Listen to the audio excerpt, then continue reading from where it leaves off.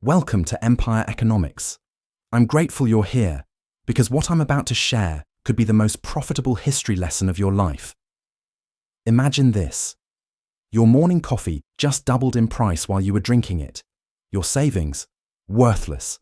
Your money, literally being burned for heat. This actually happened. And yet, a few people didn't just survive, they became rich, filthy rich. In today's episode, I'll show you exactly how they did it, and how you can prepare if history repeats. This isn't theory, it's strategy, and it's more relevant than ever. If you care about protecting your future, like this video, subscribe to Empire Economics, and drop a comment. Would you survive if money died tomorrow? Picture this. It's 1922 in Berlin, and a cup of coffee costs 5,000 marks. You finish drinking it, order another, and the price has jumped to 7,000 marks in those few minutes. By the next year, people are literally burning stacks of money because it's cheaper than buying firewood. Wheelbarrows full of cash can't buy a newspaper. And yet, in the middle of this complete monetary meltdown, some people didn't just survive, they became incredibly wealthy.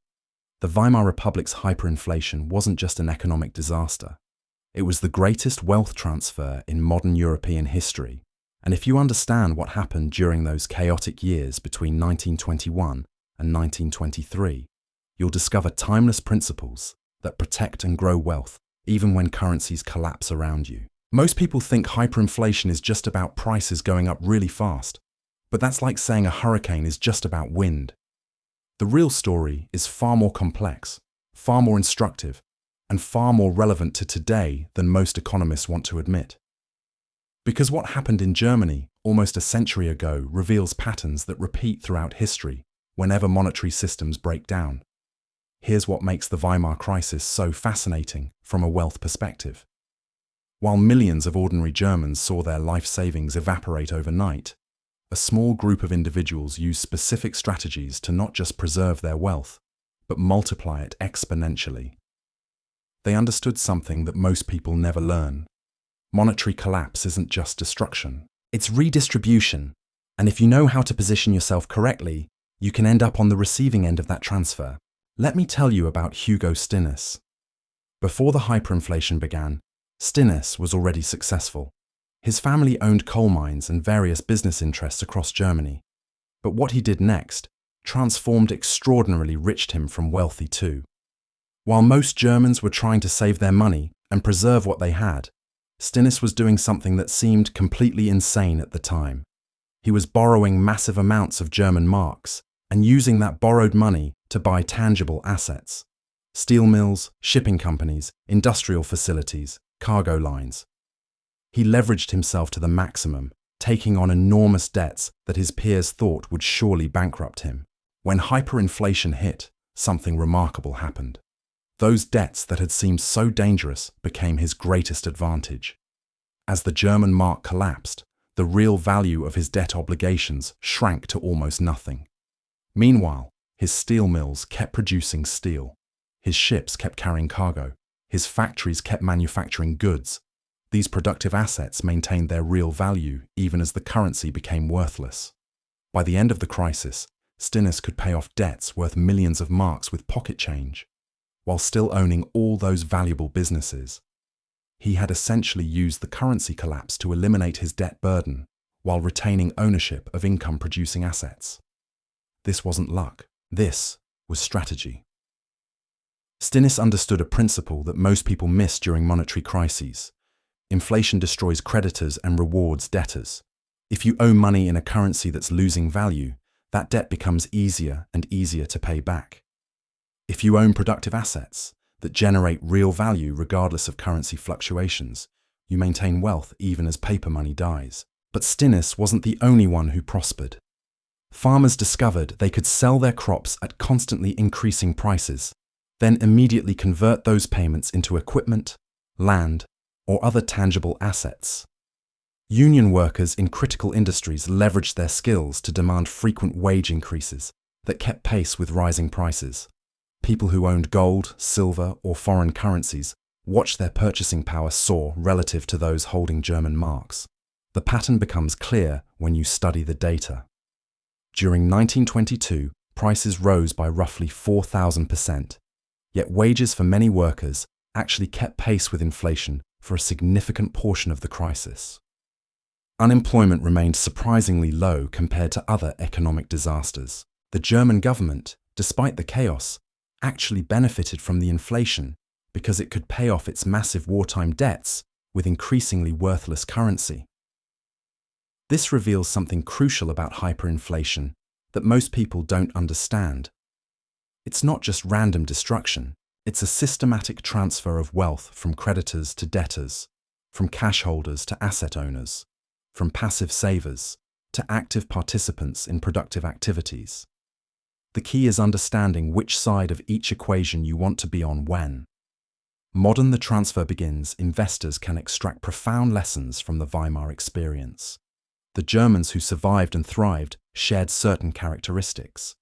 They owned tangible assets rather than paper promises. They had skills that remained valuable regardless of currency fluctuations. They understood the difference between nominal wealth and real wealth. Most importantly, they recognized the signs of monetary instability early enough to position themselves before the crisis reached its peak. What makes this historically significant case study so relevant today is that the fundamental dynamics haven't changed. Governments today face the same temptations that destroyed the German mark. When expenses exceed revenues, the printing press becomes irresistible. Central banks create trillions from nothing, calling it stimulus or quantitative easing. Politicians promise that this time is different, that modern monetary theory has solved the ancient problems of currency debasement.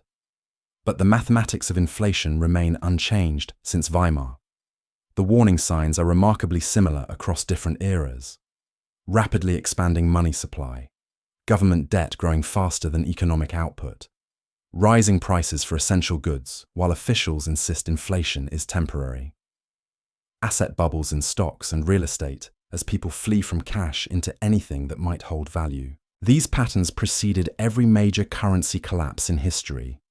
What's particularly instructive about the Weimar experience is how different asset classes performed throughout the crisis. Gold and silver maintained purchasing power better than most investments, but they weren't the best performers. Real estate proved remarkably resilient, especially properties that generated rental income or served essential functions. Stocks of companies that produced necessities or operated in foreign markets often outpaced inflation dramatically. The lesson extends beyond just owning the right assets. It's about understanding productive capacity versus financial instruments. A bakery that makes bread will always have customers, regardless of currency fluctuations. A factory that produces essential goods can price its output to match inflation. A farm that grows food becomes increasingly valuable as paper money loses meaning. These aren't just assets, they're sources of real economic value that exist independently of monetary systems. Skills proved just as important as physical assets during the Weimar crisis. Craftsmen who could repair machinery, doctors who provided medical care, mechanics who kept vehicles running. These individuals discovered that their abilities translated into wealth regardless of what happened to the currency. They could demand payment in goods, foreign currency, or precious metals when marks became worthless. The social dynamics of hyperinflation reveal another crucial insight. As traditional economic structures broke down, new opportunities emerged for those prepared to recognize them. Barter networks developed, alternative currencies appeared. People with foresight established relationships with farmers, craftsmen, and foreign contacts before these connections became essential for survival. But perhaps the most important lesson from Weimar involves timing and preparation. The individuals who prospered didn't wait until wheelbarrows of cash couldn't buy bread. They recognized the warning signs years earlier and gradually shifted their wealth into inflation-resistant forms. They diversified not just across asset classes, but across currencies and geographic regions. They developed multiple income streams that could function even if traditional employment collapsed. This preparation wasn't about predicting the exact timing of collapse. It was about building resilience that could withstand various scenarios. Whether inflation remained moderate or exploded into hyperinflation, Whether the crisis lasted months or years, these individuals had positioned themselves to benefit from monetary instability, rather than become its victims. The psychological element cannot be ignored. Most Germans during the crisis clung to familiar patterns, even as those patterns destroyed them. They kept saving in banks that offered worthless interest on depreciating currency. They trusted government assurances that stability would return. They waited for someone else to solve problems that required individual action. The winners thought differently. They questioned conventional wisdom. They studied historical precedents. They accepted that traditional financial advice might not apply during extraordinary circumstances. Most importantly, they took responsibility for their own financial survival rather than depending on institutions that were themselves struggling to survive. Modern parallels are striking when you examine current monetary policies worldwide. Debt levels that would have been unthinkable decades ago are now considered normal. Central banks coordinate unprecedented interventions in financial markets. Currencies compete in a race toward debasement as each nation tries to maintain export competitiveness through monetary manipulation. The difference today is scale and interconnectedness. Weimar's hyperinflation was largely contained to Germany. Modern financial systems are globally integrated. When one major currency experiences serious instability, the effects ripple across continents within hours.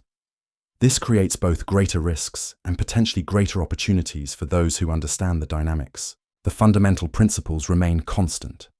Productive assets outperform paper promises. Skills and relationships provide security beyond any currency. Diversification across assets, currencies, and geographies reduces vulnerability to any single point of failure. Early recognition and gradual preparation work better than panic reactions to obvious crises. Understanding these lessons doesn't require predicting the future. It requires recognizing patterns that have repeated throughout monetary history and positioning yourself to benefit regardless of which specific scenario unfolds. History doesn't repeat, but if you ignore its lessons, it will crush you all the same. The Weimar Republic's hyperinflation teaches us that monetary collapse isn't the end of wealth creation. It's the beginning of wealth redistribution.